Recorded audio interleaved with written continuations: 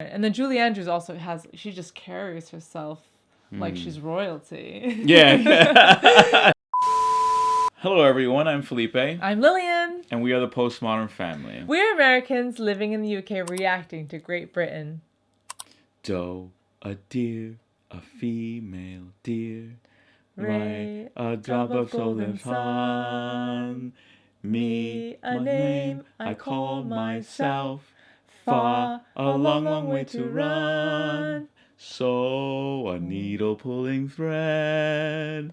A note that follows so. Tea, a drink with drop of bread. What is it? I think it's jam and bread. Oh, jam and bread.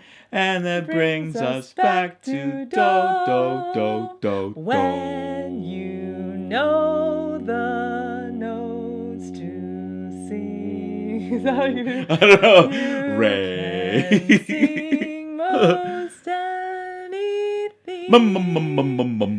Anyway. Okay, so we make 5 new videos a week, so hit that subscribe button now. Today we're going to react to Julie Andrews, aged 13, singing for King George VI.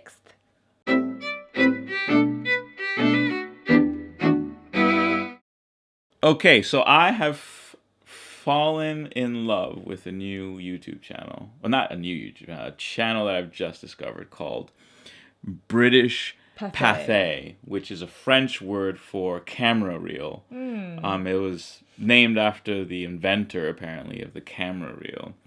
So this channel collects old film of We've British. reacted to some other stuff Have we? before.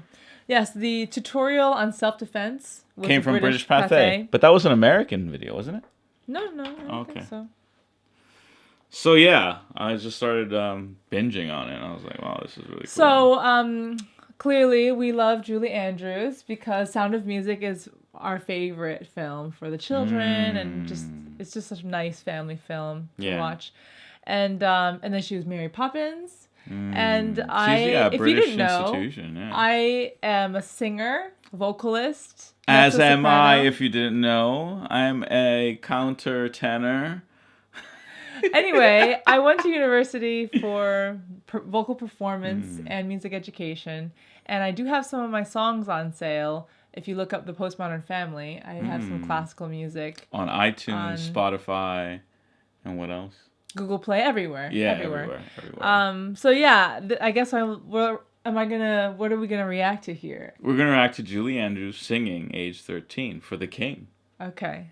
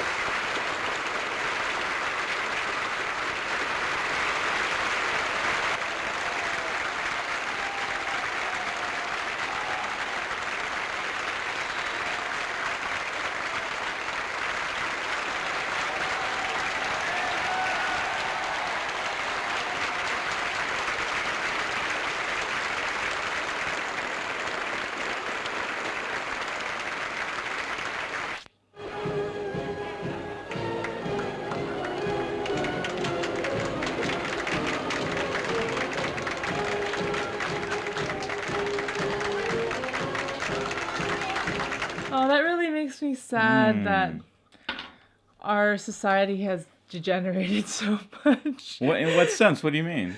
I just feel like those days were so different when you wanted to show respect and put on a show for the king. You know, you're not wearing some lewd dress like Cardi B would, and like, and it's not like all flashy lights and blah blah blah. It's just getting together, standing together, singing together, and then at the end, even them walking off, and the guys are just holding their shoulders and like walking off. It's just such. It just feels like that human bond in that familiar sense that we don't have anymore today.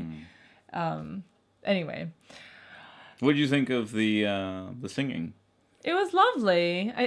I could hear it. Does a child have vibrato? Natural vibrato? Does a child have natural vibrato? At her age, yes, she can. Yeah. It was a different era, though. Yeah, where the vibrato was faster. It wasn't... So it was engineered. It wasn't the natural resonant vibrato that I thought vibrato was a natural thing. It is. There are two kinds of vibrato, and it's supposed to be naturally resonant if you're singing properly. But what's interesting, I feel like, is your natural resonant is still, you still kind of copy it from what you hear. You can't create that kind of vibrato that she had unnaturally. So that is with proper breath support and everything. So she was singing properly, you're saying? Yeah, she was singing properly, and I think of the time that the faster vibrato was in vogue. In vogue, everyone wanted to have that kind of vibrato. And then when I was growing up, people wanted a slower vibrato, like Renee Fleming, kind of like a luxurious sound. Whereas if you go back into like Maria Callas, she had a very fast vibrato, and that's like of the older era of singing. Yeah. Yeah. Yeah, so 48, couple years after Second World War is over, the empire is still sort of intact. And I've thought a lot about that culture and what happened, and I've arrived at a tentative view of the breakup of the empire. And it's this, that I think I have come to view the making, growing, and then releasing of the empire as a sort of paternal thing. That this little island flung itself into the world, and through ingenuity, hard work, and genius, and strength at arms, pieced together an empire. And rather than retain total control of that empire, inculcated the people with its stamp of excellence. And then let it go like a child, like you've reared a child now. And it's very unique and noble in the annals of history. Most people, most countries, societies that build an empire want to hold on to it as long as possible and only release it upon violence. Right.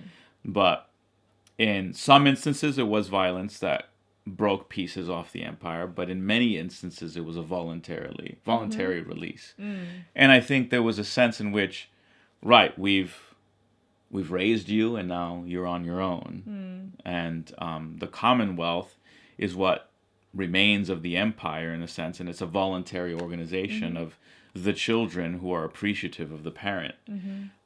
What is sad is that now the children often carry more of that goodness that the parent taught them than the parent. Yeah. That's what breaks me up inside and makes me angry. And, you know, it's like you have Nigerians who want to understand and be more aligned with the rule of law, with the orthodoxy of the Church of England that used to be, and look upon what happens in London and in England as just a depravity and a total repudiation of what they gave them. And so now they feel compelled to come back and reestablish what the parent gave them here. So anyway, those were the thoughts that rolled through my head as I was watching that, as a queen's father being king at the time. And it was a very different time. Not a cynical time. Yes. It looked like people were... And I just love that view of everyone clapping so... Ardently, right? Yeah. But not... I don't know. They weren't clapping like, who do you think you are? You don't really belong there, King. They actually seem really affectionate to the king. And wanting to show appreciation. Yeah. And, you see that... I've seen that in, when someone's going to retire and they're beloved. Like, let's say... a conductor of an orchestra that you played with and you played for, he's retiring, and it's his last concert. Then you stand up and you clap and you clap loud, and you're in that appreciation. I feel like we just don't have anymore. I don't know. I can't think of a context where people would whether here or in the U.S. really. Yeah. But I find it interesting that Julie Andrews was already singing publicly, like she had a career already at the age of 13, and she had notoriety already. And 13 is very young to foresee that you might have a future in vocal performance. Unlike Charlotte Church, who ended up not having she started out young but didn't singing career. So it was interesting that they're so different. And then Julie Andrews also she just carries herself like she's royalty. She's wonderful. Well, in a dignified way. Very, And the accent is really nice, and she speaks with such calm wisdom. Often I really like her. You don't get that Nan feeling. You mean like Catherine Tate? Yeah, Catherine Tate, Nan feeling. No. Can you imagine a skit with Julie Andrews playing Nan and Nan? Oh, together. Like together. Oh, that would be an amazing skit. They should do that. That would be hilarious. Yeah. I can imagine it would be one of those where Nan's like fawning over Julie Andrews, and then she leaves and she's like, F her! Like, she's all like, I hate her.